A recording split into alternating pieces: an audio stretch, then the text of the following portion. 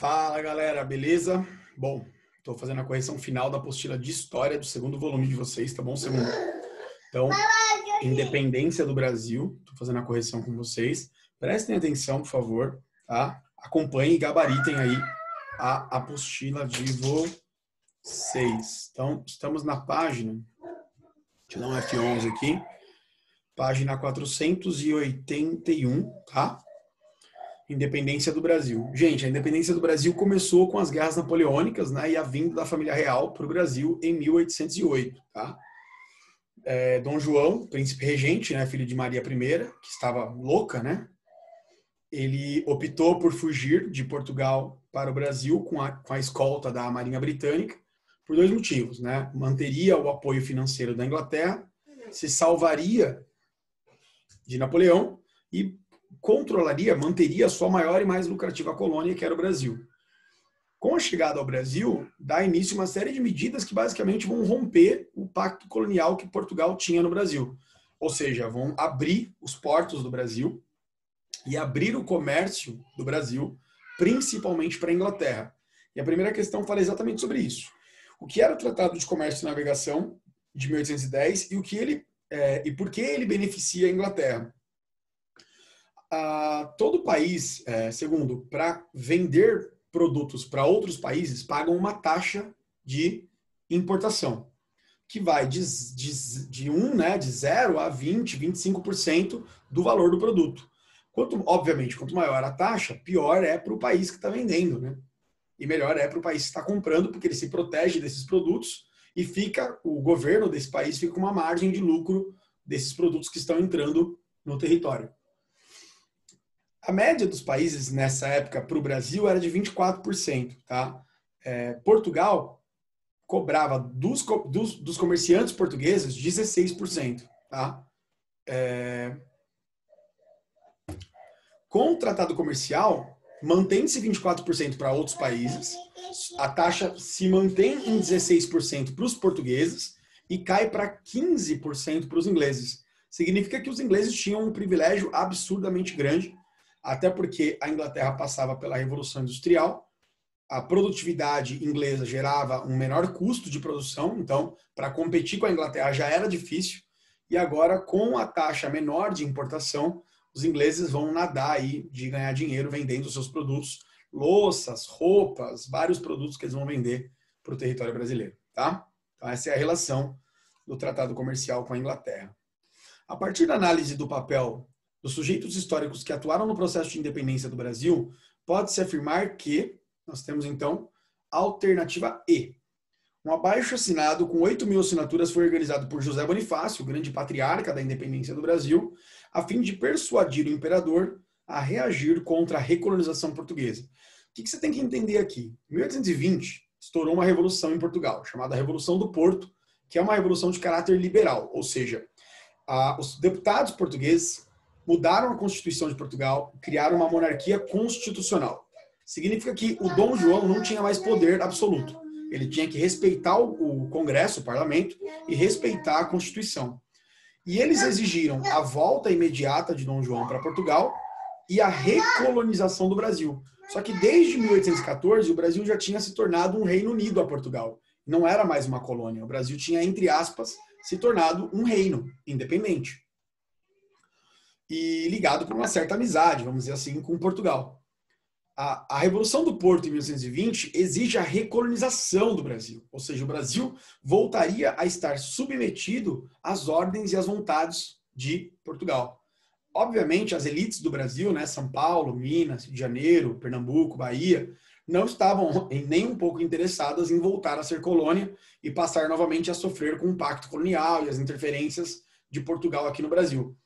José Bonifácio, que é uma das lideranças aí da região sudeste no Brasil, ele intervém, então, convencendo Dom Pedro I a permanecer no Brasil como imperador, fazendo, então, o rompimento político com Portugal, ou seja, a independência do Brasil.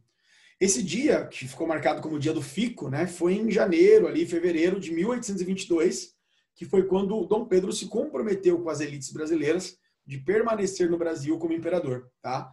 E aí o 7 de setembro é apenas uma data simbólica, né, oficial, do famoso independência ou morte, tal, que na verdade nem aconteceu, tá? Vai haver uma guerra, né, entre algumas províncias que não queriam a separação de Portugal e também, obviamente, tropas portuguesas vão tentar manter o território nas mãos de Portugal, que vai ser inútil, porque a Inglaterra vai apoiar a independência do Brasil, assim como os Estados Unidos da América, porque era interessante, obviamente.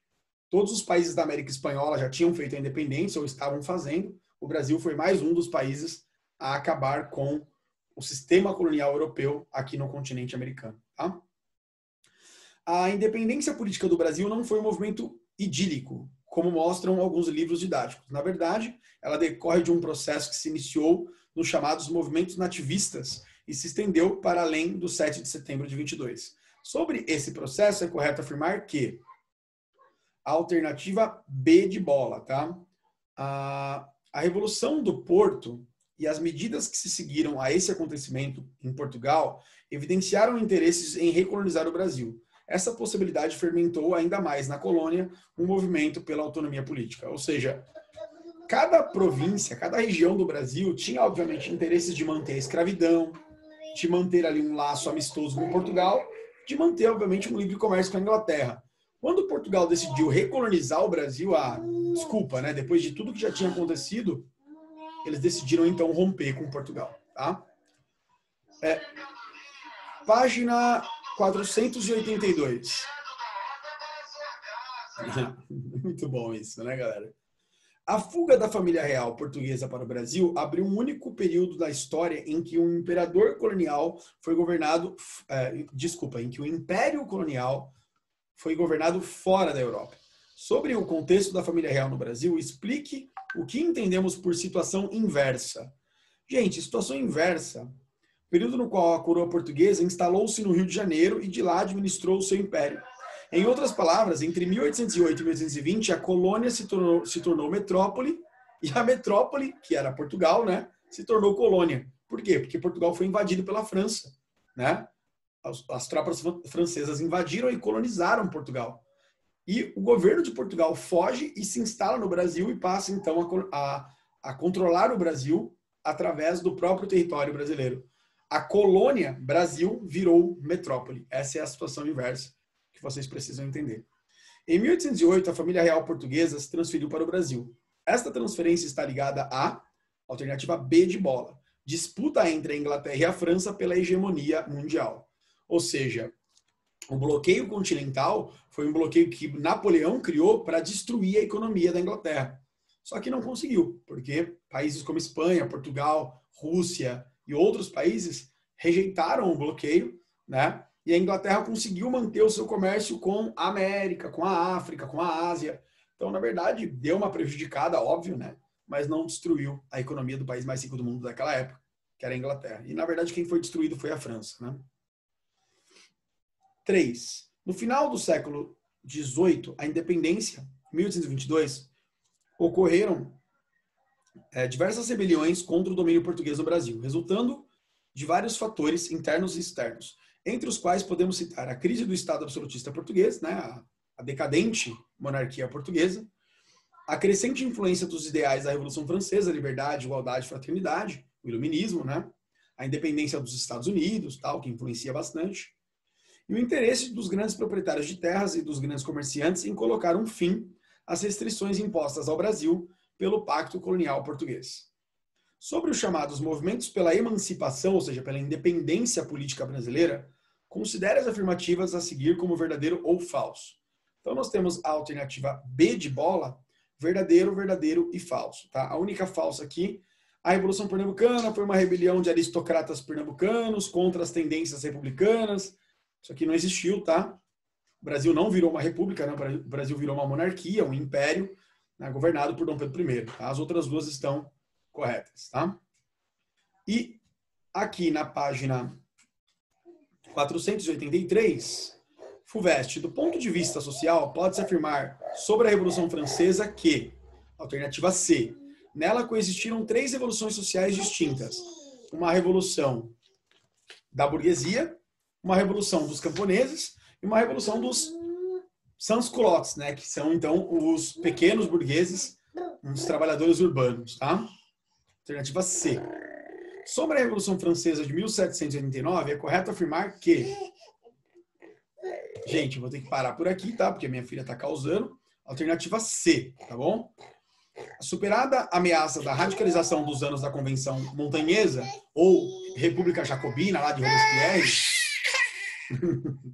a alta burguesia assumiu o controle do processo revolucionário. Gente, desculpa, tá? E o que mais? Me perdi. Garantindo as conquistas eminentemente burguesas e os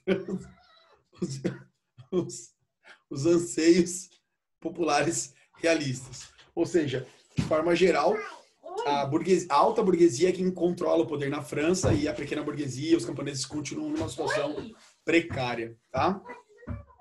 Durante a Revolução Francesa, em 1789, foi aprovada a Declaração dos Direitos do Homem e do Cidadão. No contexto histórico da época, esse documento, alternativa C, demonstrou ambiguidade ao não reconhecer o direito de liberdade aos escravos das colônias. Como que se fala em liberdade e igualdade, sendo que as colônias tinham escravidão, né? Então, isso é a grande contradição que, inclusive, vai gerar a independência do Haiti. Vocês lembram disso, né? Milhares de séculos decorrerão antes que as circunstâncias acumuladas sobre a minha cabeça encontrem um outro na multidão para reproduzir o mesmo espetáculo. Napoleão Bonaparte. Sobre o período de Napoleão, 1799-1815, podemos afirmar que a alternativa A, tá? Consolidou a Revolução Burguesa na França através da contenção dos monarquistas e jacobinos, tá? A ascensão de Napoleão foi um cala-boca na Revolução Francesa, né? Porque a alta burguesia passou a governar através de Napoleão, dando fim tanto à monarquia quanto às intenções mais populares de mudança social na França. Gente, daqui para frente eu só vou gabaritar, tá? A 5, alternativa B, tá? Decretação do bloqueio continental de 1806, a gente já falou bastante sobre isso. A 6, alternativa A, consolidação interna do ideário burguês da Revolução e tentativa de sua imposição em diversos países da Europa para a expansão militar promovida por Napoleão. Aqui a questão 7, que vai ser então a alternativa C, tá? O texto anuncia uma particularidade da independência norte-americana baseada na luta dos colonos, na experiência dos colonos de autogoverno, né? Vocês viram que nos Estados Unidos, durante muito tempo, eles se autogovernaram. Quando a Inglaterra tentou impor impostos, as 13 colônias se uniram e se separaram, fazendo a independência. A 8 é a alternativa B, tá? A sua base ideológica era o puritanismo, que, em decorrência das perseguições sofridas na Inglaterra, acabou assumindo, nas colônias inglesas na América, práticas democráticas e republicanas.